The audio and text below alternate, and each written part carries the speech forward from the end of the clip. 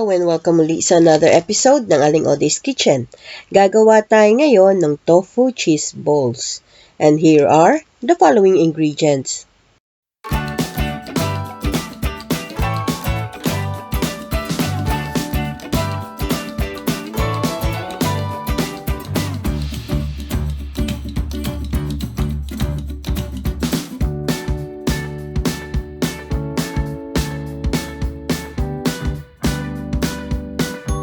Ating first step, mag-prepare lang tayo ng isang baking tray lined with parchment paper at mag-preheat na tayo ng oven sa 175 degrees Celsius or 350 degrees Fahrenheit.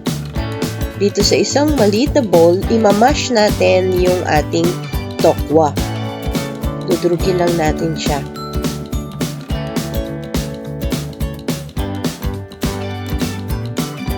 After kong nadurog yung tokwa, for some reason hindi gumana yung camera ko, inad ko lang yung raisins at yung egg.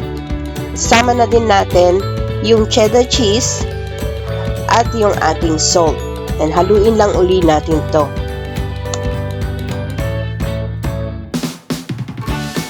Mag-scoop lang tayo ng ating tofu mixture. About 1 tablespoon, then bibilugin lang natin to. I-roll natin sa panko breadcrumbs. Lagay na natin sa ating parchment paper.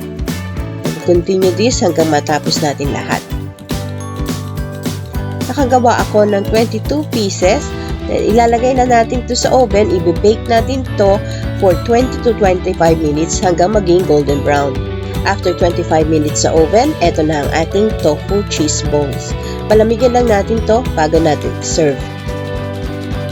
There you have it, our tofu cheese balls. Perfect pang merienda. Sana magustuhan nyo itong recipe na ito and share it with your friends. Don't forget to give us a thumbs up and subscribe to my channel.